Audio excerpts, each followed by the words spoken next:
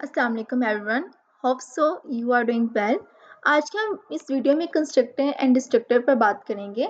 So without any wasting your time हम चलते हैं अभी डेफिनेशंस की तरफ। कंस्ट्रक्टर क्या है मैं आपको बता दूं। जब भी हम अपने मेन फंक्शन में एक ऑब्जेक्ट को कॉल करते हैं, कंपाइलर जो होता है ना वो ऑटोमेटिकली एक डिफॉल्ट कंस्ट्रक्टर कॉल कर देता है। सो कंस्ट्रक्टर क्या है? A constructor is a special member function of a class. Like a class एक स्पेशल मेंबर फंक्शन ही है that is automatically called when a object of the class is created. Like automatically call हो जाता है जब भी class का object create होता है। Its main purpose is to initialise the object's data members. Key points देख लें। कंस्ट्रक्टर जब भी आपने बनाना है, आपने उसका वही नाम रखना है जब आपने क्लास का नेम रखा है। Has the same name as the class name. Constructor की कोई भी रिटर्न टाइप नहीं होती। No return type, not even void. Like हम वॉइड भी नहीं इसमें लिखते। कैन बी ओवरलोडेड, तो कंस्ट्रक्टर हमारा ओवरलोडेड भी हो सकता है। Multiple constructors with different parameters. ठीक है। अब टाइप्स ऑफ कंस्ट्रक्टर, लाइक हमारे पास एक डिफॉल्ट कंस्ट्रक्टर होता है, पैरामीटराइज कंस्ट्रक्टर होता है एंड कॉपी कंस्ट्रक्टर होता है। डिफॉल्ट कंस्ट्रक्टर क्या कहता है? A consider that take no parameters. इसके कोई पैरामीटर्स नहीं होते। If you don't define any constructor, the compiler provided default constructor automatically, जिसकी बात हम ऊपर कर चुके हैं कि अगर हम इसको ना भी डिफाइन करें तो कंपाइलर ऑटोमेटिकली इसको कॉल कर देता है। ठीक है। पैरामीटराइज कंस्ट्रक्टर, इसके अंदर हम पैरामीटर्स देते हैं। ठीक है। टू इनिशियलाइज एन ऑब्जेक्ट, फिर हम उसको उन पैरामीटर्स को ऑब्जेक्ट्स के थ्रू इनिशियलाइज करवाते हैं। Example use create multiple objects with different initial values. Copy constructor क्या होता है? सो कॉपी कंस्ट्रक्टर क्या कहता है? A constructor that creates a new object as a copy of an existing object. जब भी हमें एक न्यू ऑब्जेक्ट क्रिएट करना हो तो हम प्रीवियस ऑब्जेक्ट की उसके अंदर कॉपी ऐड कर देते हैं और वो एक कॉपी कंस्ट्रक्टर बन जाता है। It takes a reference to an object of the same class as its parameter. Example used when passing objects by value or returning objects from functions। अब हम चलते हैं इसके प्रैक्टिकल की तरफ और हम इसका प्रैक्टिकल करके देखते हैं और कंस्ट्रक्टर ओवरलोडिंग का भी हम जरूर करेंगे। सो नाउ अब हम अपना डिफॉल्ट कंस्ट्रक्टर है उसे कॉल करते हैं। Let's see name which is equal to, हम इसको अननाउन रख लेते हैं। ठीक है। नेम हमारा अननाउन है और एज इज इक्वल टू 0। ये बेसिकली हमारा जो ऑब्जेक्ट है वो भी बाय डिफॉल्ट कंस्ट्रक्टर जो है वो कॉल कर लेगा। void शो फंक्शन बनाया वैल्यूज को गेट करने के लिए। सी आउट नेम एंडल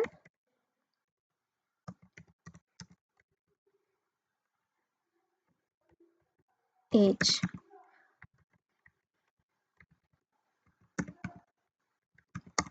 कोडिंग के लिए सबसे बेस्ट जो है वो विजुअल स्टूडियो कोड है, और अगर तो वो आप इंस्टॉल नहीं करना चाहते तो आप ऑनलाइन कंपाइलर एक रैपलेट है REPLIT रैपलेट, उस पर भी आप कर सकते हैं और बिगनर्स के लिए वो काफ़ी बेस्ट है। सो नाउ अब हम अपने एक ऑब्जेक्ट बनाते हैं यहाँ पर s, then s dot show। So now अपने प्रोग्राम को रन करते हैं और देखते हैं इसकी आउटपुट क्या है। So here you can see the output. ये देखिए हमारे पास ये आउटपुट आई है। सो हमारे पास डिफॉल्ट कंस्ट्रक्टर क्या होता है, हमें उसको कैसे कैसे यूज करना है अपनी ओप में, तो आप अब ये देख चुके हैं। अब हम अपना पैरामीटराइज कंस्ट्रक्टर कॉल करते हैं। ठीक है। यहाँ पर ही मैं एक और स्टूडेंट नेम की क्लास ले लूंगी। इसके अंदर मैं एक पैरामीटर्स ले लूंगी string and int a,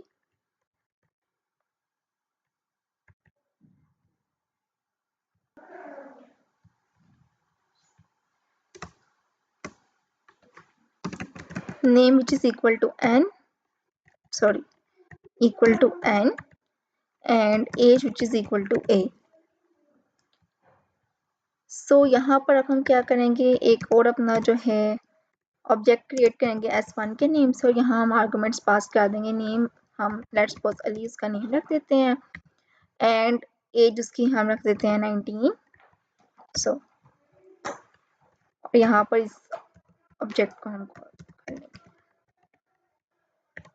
So here you can see that, ये देखिए हमारे पास पैरामीटराइज कंस्ट्रक्टर की भी आउटपुट आ गई है। सो हमने डिफॉल्ट कंस्ट्रक्टर देख लिया, पैरामीटराइज कंस्ट्रक्टर देख लिया। अब हम बात करते हैं कॉपी कंस्ट्रक्टर की। ठीक है, अब हम यहाँ पे एक स्टूडेंट नेम की हमने क्लास बनाई S2, और आप ये कह रहे हैं कि जो स्टूडेंट जो हमें दूसरे स्टूडेंट के ऑब्जेक्ट बनाई है ना, हमने जो उससे पहले स्टूडेंट के ऑब्जेक्ट बनाई थी ना, हम वही वाले जो वेरिएबल्स वगैरह ना इसी के अंदर स्टोर करवाना चाहते हैं। तो यहाँ पे इसको कॉपी S1 अंदर लिख देंगे, तो ये उसकी डिटेल्स भी शो करेगा। Now we run our code.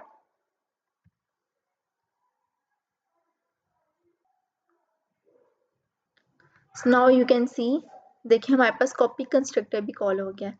लेकिन एक और बात, कॉपी कंस्ट्रक्टर जो होता है ना, वो आप ऐसे कॉल नहीं कर सकते। एक अच्छा प्रोग्राम में कभी भी ऐसे कॉपी कंस्ट्रक्टर कॉल नहीं करेगा, आपको इसको मेन से बाहर ही कॉल करना पड़ेगा। नाउ इधर हम अपनी वही क्लास का नेम लिखेंगे, यहाँ पर स्टूडेंट कॉन्स्ट, अगेन क्लास का नेम, एंड ऑपरेटर, और हमने जो ऑब्जेक्ट बनाया है S2, ठीक है। देन हम कहेंगे name which is equal to S2 dot name, age which is equal to S2 dot age.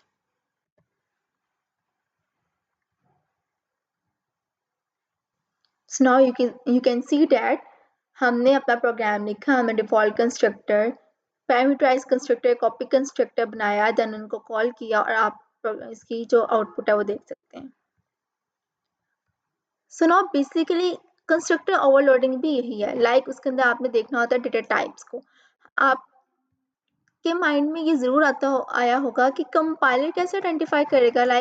Constructor तो सेम नेम, कंस्ट्रक्टर का जो नेम है वो तो सबके एक जैसे ही है, तो कंपाइलर इनको आइडेंटिफाई करेगा इनके पैरामीटर्स के थ्रू, इनके डेटा टाइप्स के थ्रू। इधर डिफॉल्ट कंस्ट्रक्टर है, इधर पैरामीटराइज कंस्ट्रक्टर, इधर कॉपी कंस्ट्रक्टर है।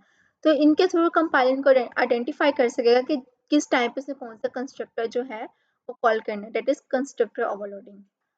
अब हम डिस्ट्रक्टर भी देखते हैं। बेसिकली कंपाइलर पहले तो बाय डिफॉल्ट कंस्ट्रक्टर कॉल करता है, और जब भी हम अपने प्रोग्राम को रन करते हैं तो वो बाय डिफॉल्ट डिस्ट्रक्टर भी कॉल कर लेते हैं। लेकिन हमें देखने के लिए हमारा डिस्ट्रक्टर कॉल हुआ है कि नहीं हुआ, तो हम यहाँ पर एक डिस्ट्रक्टर बना लेते हैं, क्लास का नेम, और सी आउट करवा दें